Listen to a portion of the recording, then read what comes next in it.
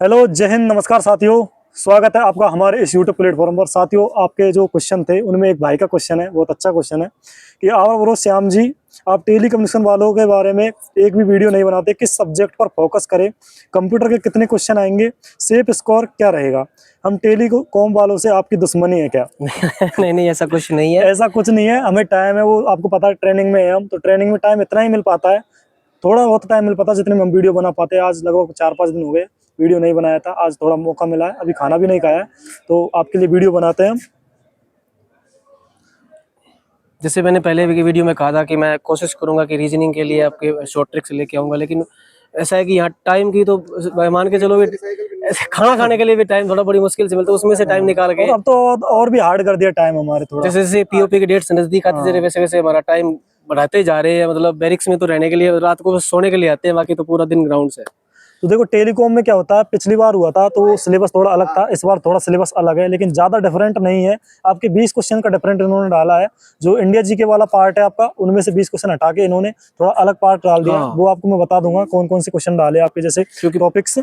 पिछली बार जो पेपर था वो तो सबका एक समान एक साथ ही कंडक्ट जैसे होता है। इस आपके बार एक तो सूचना प्रौद्योगिकी है, ठीक है, संचार है, साइबर सुरक्षा, कृत्रिम बुद्धिमत्ता, साइबर अपराध और डिजिटल फोरेंसिक, ये टॉपिक आपके जोड़े हैं। तो देखो, ये टॉपिक के बारे में आपको शैलेंद्र जी बताएंगे, क्योंकि मैंने तो इनके बारे में, मेरे को अनुमान है नहीं है, मैंने कभी पढ़ा भी नहीं है, इनको थोड़ा बहुत अनुमान हो, क्योंकि एक्सपीरियंस है इनको अच्छा। तो आप बताइए कि इन टॉपिक से कैसे क्वेश्चन पढ़े अपन, किस प्रकार से अनुभव लिए इनका। देखिए कि जैसे तो पहले जैसे आज तक जितने एग्जाम कंडक्ट हुए तो टेलीकॉम की साथ ही भर्ती होती थी, साथ ही इनका एग्जाम कंडक्ट होता था, तो साथ में ही सब उसी सेम सिलेबस में निकल जाता था। लेकिन इस बार इन्होंने क्या अलग से इसकी विज्ञप्ति जारी की है हाँ, और अलग से इसकी सीटें दी है, तो अलग से इसका पेपर कंडक्ट करा दिया है। बिल्कुल। बाकी तो सारा पेपर का सेम पैटर्न वही रहेगा। हाँ, लेकिन ये जो आपने अभी टॉपिक बताया, जैसे साइबर क्राइम का हो गया, डिजिटल फोरेंसिक का हो गया, इसमें क्या है कि आप एक तो सबसे बड़ा आपका सोर्स होगा कि जैसे कोई पहले टेलीकॉम में कोई सिलेक्ट है, ठीक है, टेलीकॉम में सिलेक्ट का आपका दोस्त नजदीक आसपास का, तो क्योंकि उन्होंने क्या है इस चीज को प्रैक्टिकली कर रखा है। बिल्कुल बिल्कुल। क्योंकि अभी तो देखो श्याम जी, ऐसा है कि अभी जैसे मान लो नया सिलेबस आया, हाँ, नई बुक्स आएंगी, पहले तो जो तो आपने भी तैयारी की थी तो वही हाँ चीजें पढ़ी थी जो जनरल में पढ़ते हैं। हाँ। बाकी मैं भी कोशिश करूंगा कि मेरा खुद का, मेरा भाई टेलीकॉम से सिलेक्ट है, अभी हेड कांस्टेबल है, मैं उनसे भी उस चीज में और ज्यादा जानकारी करके आपको निकालूंगा। बाकी इन्होंने जो ये टॉपिक्स जो इन्होंने गिनाए हैं, हाँ, एक मिनट देना, टॉपिक्स बताने के। ये जो भी इन्होंने टॉपिक्स दिए, जैसे ये साइबर क्राइम हो गया, साइबर डिजिटल फोरेंसिक हो गया। तो साइबर क्राइम में क्या है कि जैसे अभी अभी वर्तमान में सबसे बड़ी समस्या हमारे लिए क्या है, साइबर क्राइम की जैसी उपजी पड़ी है। तो टेलीकॉम में इनका दूरसंचार का सबसे बड़ा मेन मोटिव अब ये हो गया है, जैसे अभी इंडिया का फर्स्ट बैच बना है साइबर कमांडो का, 1000 इन्होंने जवान लिए है साइबर इस टेलीकॉम से। उनको अपने गुजरात में उनकी ट्रेनिंग हुई, अभी मार्च में उनका ये बैच कंप्लीट हुआ, 1000 साइबर कमांडो बनाया है, फर्स्ट इंडिया का बैच था। तो इस चीज को लेके पुलिस के बनाया गया सामने सबसे बड़ी चुनौती साइबर क्राइम आज के की है। टाइम। हाँ, रियलिटी है, चाहे वो टेलीकॉम से सिलेक्ट हो रहा है, चाहे जीडी से सिलेक्ट हो रहा है, हाँ, सबसे बड़ी प्रॉब्लम ही ये साइबर की आ रही है। इसमें से ये सूचना प्रौद्योगिकी है, तो इस चीज में सूचना प्रौद्योगिकी जैसे बेसिक अपने साइंस पढ़ी है, तो जैसे अपने इस चीज को तो अपने इस चीज ज्यादा डिफाइन करने की जो इतनी बेसिक साइंस जैसे नॉर्मल सामान्य विज्ञान में पढ़ते हैं सूचना प्रौद्योगिकी, तो उसमें आप पढ़ सकते हैं।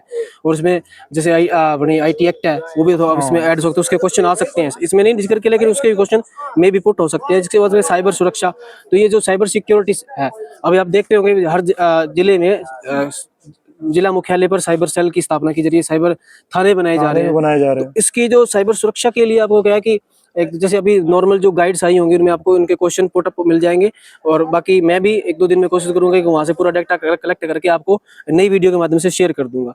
अब कृत्रिम बुद्धिमत्ता, AI intelligence, artificial artificial intelligence, तो आपको इंटेलिजेंस। इतना देखो, अपने जब सारे इंस्टाग्राम यूज कर रहे हैं, हाँ। कितनी फेक वीडियोस अपने को देखने को मिल रही है। नॉर्मल सी बात है, किसी का चेहरा किसी पे लगा देते हैं, किसी के प्रोफाइल से फोटो उठा के रोज नए मतलब फेक अकाउंट्स बनाए जा रहे हैं, तो ये सारी एआई की एआई का है, ही जमाना चल रहा एआई का है। जमाना चल रहा है। और साइबर अपराध है, तो ये साइबर अपराध में क्या है, जैसे आप आईटी एक्ट पढ़ोगे तो उसमें भी साइबर अपराध की जैसे पहले तो थी, शायद अब में भी वो भी हो 66D, जैसे आप किसी को ऑनलाइन चैट करते फ्रॉड। टाइम, ऑनलाइन आप किसी को धमकी दे रहे हो या उसको साथ एब्यूजिंग लैंग्वेज यूज कर रहे हो, तो 66D के तहत यानी 66D के तहत आप वो कार्रवाई साइबर के तहत कर सकता है।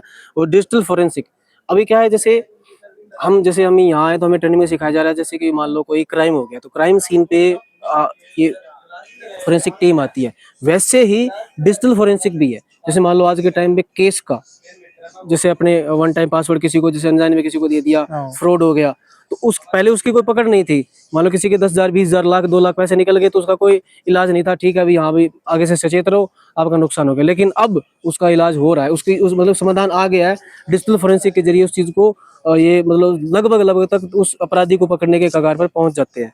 तो ये जो टॉपिक्स है बाकी और मैं कंफर्म इस चीज़ को 1-2 दिन में कंफर्म करके पूरा डेटा लेके एक नई वीडियो के माध्यम से आपको पूरी जानकारी देंगे कि किस किस पैटर्न पे या कैसे बेसिस पे कैसे क्वेश्चन इस पे पुट हो सकते हैं। तो पूरी जानकारी नेक्स्ट वीडियो में इसमें आपको ये भी पूछ जरूर रहे हैं कि देंगे। किस सब्जेक्ट पर ज्यादा फोकस करें, और तो यही तो थोड़ा लगता है, और तो सेम ही है इनका। वो तो सेम ही है। देखो कंप्यूटर है, कंप्यूटर में तो आपके तो जैसे भी 80 क्वेश्चन में जिसमें से ये अलग से आपको जोड़ ही दिया, साइबर क्राइम हो गया, आर्टिफिशियल वो हो गया, इंटेलिजेंस आ गया, सारी जैसे डिजिटल फोरेंसिक आ गया, तो ये चीजें आपके जोड़ दिए तो कंप्यूटर में ऐड हो गया। उसके बाद रीजनिंग तार्किक योग्यता, तो उसमें सबसे पहले देखा तार्किक योग्यता।